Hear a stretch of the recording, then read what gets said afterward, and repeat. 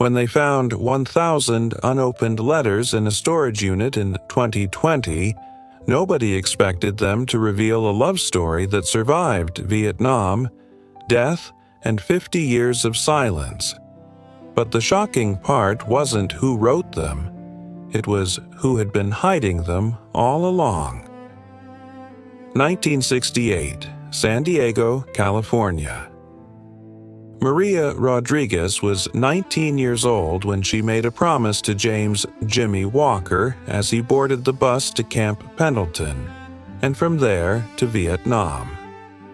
"I'll write you every single day," she said through tears. Every single day. Jimmy had laughed, that beautiful laugh she'd fallen in love with at the high school dance just 2 years earlier. "You don't have to do that, baby. Once a week is fine." But Maria shook her head.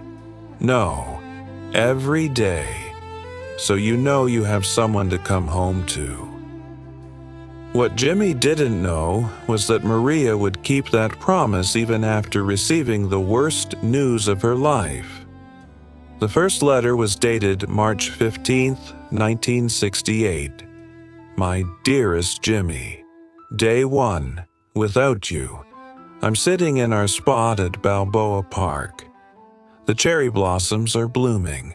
I'm pretending you're here next to me.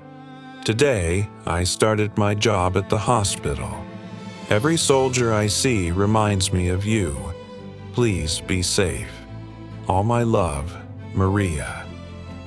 For the first 6 months, Jimmy wrote back. His letters were sporadic, sometimes 3 in a week, then nothing for 2 weeks. But Maria understood. War doesn't follow schedules. What would you do? Would you write every day not knowing if your letters were even arriving? September 28, 1968. Letter number 197. "Jimmy, I haven't heard from you in 3 weeks. I know you're busy. I know mail is slow, but I'm scared. Your mother came by yesterday. She's scared too, but won't say it. I'm wearing your class ring on my necklace. It helps me feel you're close. Still writing every day. Still loving you. Maria." 3 days later, Maria would receive the visit that changed everything. October 1st, 1968. 2 Marines in dress uniforms stood at Maria's door. She knew before they spoke, the way they removed their caps, the way they couldn't meet her eyes. "Miss Rodriguez, we regret to inform you. Jimmy had been killed in action during the Battle of Khe Sanh, September 10th. He'd been gone for almost 3 weeks while Maria had been writing to a ghost. Maria collapsed. The Marines caught her. One of them, Sergeant Michael Torres, would later remember, "I've delivered dozens of these notifications, but I'll never forget that girl's scream. It was like her soul was being torn apart." But here's where the story takes an unexpected turn that no one saw coming. October 2nd, 1968. Letter, Nakacher 201. "My dearest Jimmy, they told me you're gone. I don't believe them. I won't believe them. You promised you'd come home, so I'll keep writing until you do. Today, I went to work. I treated a soldier who lost his leg. I held his hand and pretended it was yours. I'll write tomorrow. All my love, Maria." And she did. Every single day.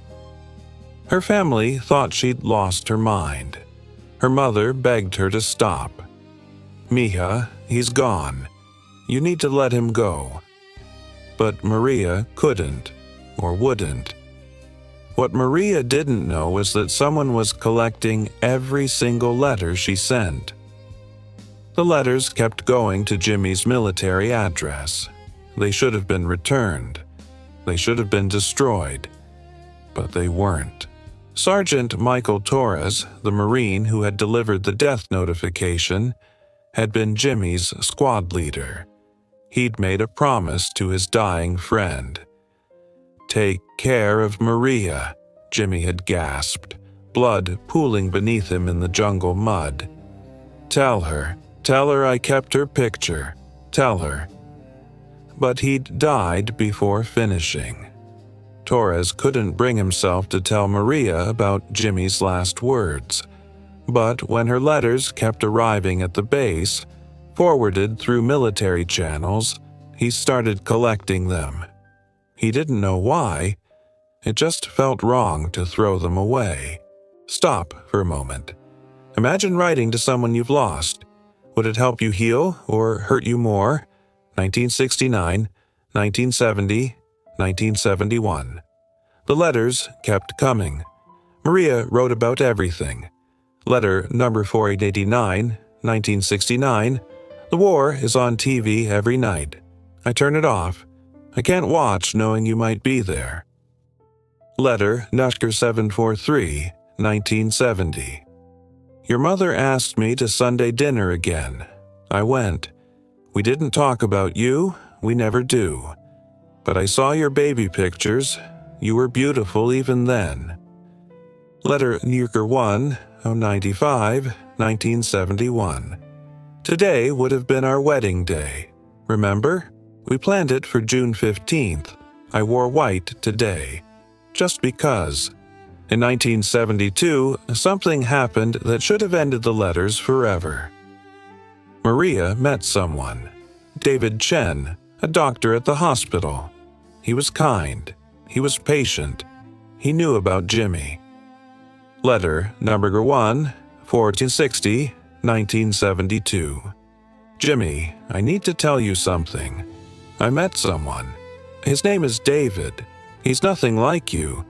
Nobody could be. But he makes me smile. Is that okay? Please, somehow, let me know it's okay." Maria married David in 1973. She had 3 children.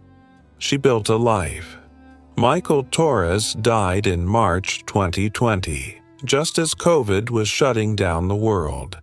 He was 73, alone, no family. His landlord cleaned out his apartment, found a storage unit key. Inside the 10x10 storage unit in Oceanside, California, boxes. Dozens of boxes. All labeled by year, all filled with letters, all addressed to the same person, PFC James Walker, KIA 1968. 1,000 letters in total. The last one dated December 31st, 2019. But the most shocking discovery was a single unopened envelope with different handwriting. Among Maria's letters was one letter in different handwriting. Shaky, barely legible. From Michael Torres. Never sent. Dated March 1st, 2020. Maria, I've kept your letters for 52 years. I don't know why. Maybe because Jimmy asked me to take care of you, and this was the only way I knew how. I'm dying now. Cancer. I want you to know, Jimmy's last words were about you. He said, "Tell Maria I kept her picture. Tell her she was my heaven."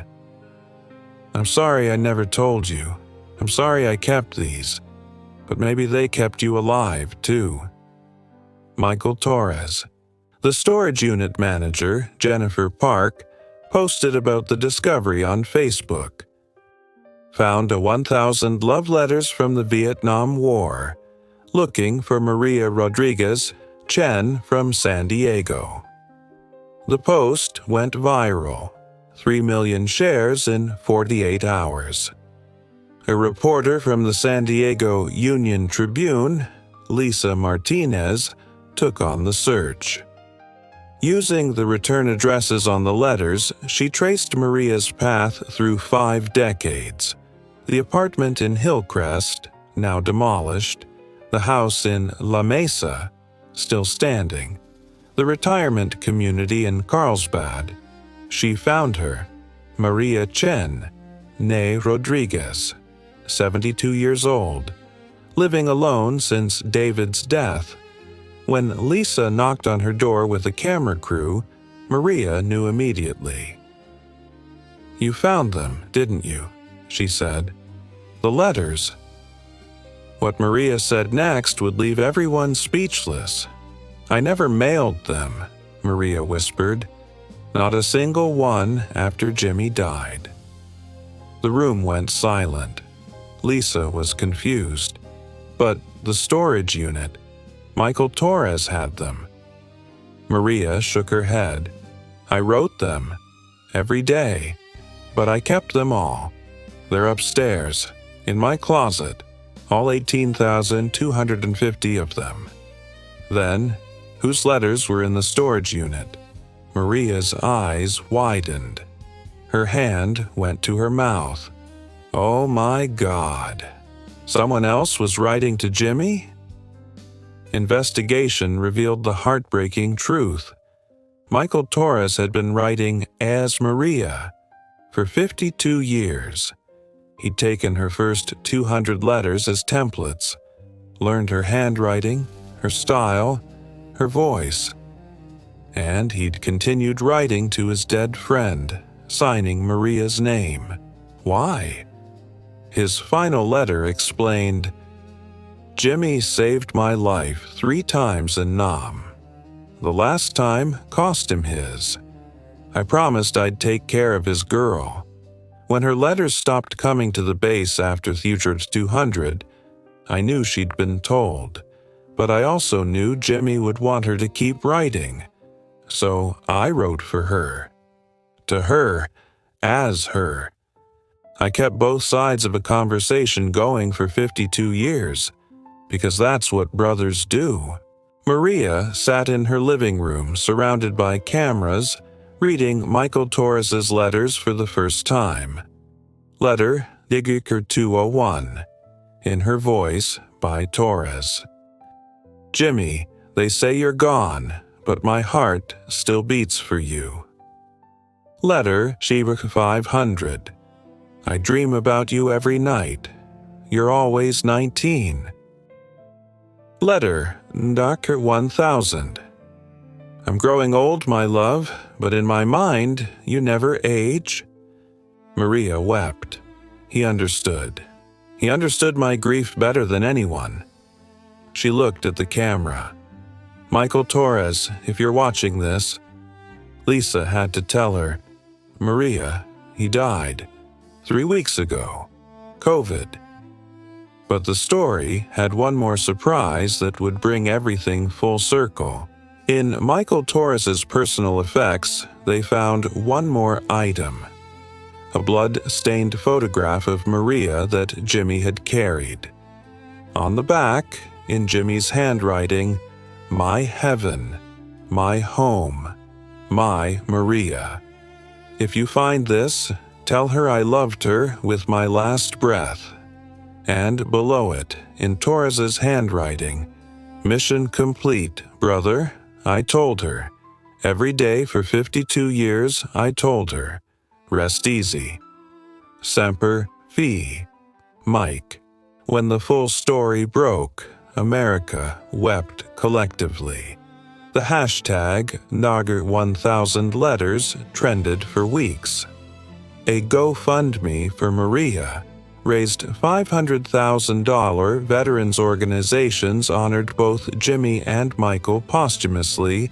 Hollywood optioned the rights, with proceeds going to Maria. But Maria had one request. "Find me other women like me. Women who lost loves in Vietnam. Let's share our stories."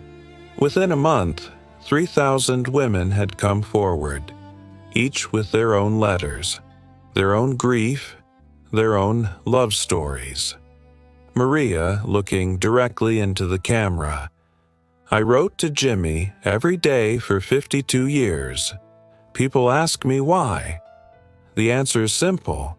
Love doesn't die. It just changes shape. My letters kept him alive in my heart. And apparently, Michael's letters kept me alive in his. If you've lost someone, write to them. Tell them about your day. Tell them you miss them. Tell them you love them. The dead can't read, but the living can heal. Today, all 19,250 letters, Maria's 18,250, and Torres's 1,000, are displayed at the Vietnam Veterans Memorial in Washington, D.C. The exhibition is called Love Letters to Heaven, the Maria and Jimmy story. Visitors leave their own letters at the wall, to their lost loves, to their brothers in arms, to the 58,220 names carved in black granite. But there's one detail about Maria's letters that changes everything about this story. Every single letter Maria wrote ended the same way. Until tomorrow, my love. Maria, even the very last one, dated January 15th, 2020, the day she was found. Until tomorrow, my love. Maria. She's still writing. If this story touched your heart, please share it. Someone out there needs to know that love never truly dies. It just changes form. Do you have letters from loved ones? Share your story below. Subscribe for more incredible veteran stories every week. Next week, the nurse who held 47 soldiers' hands as they died. The list she kept for 50 years.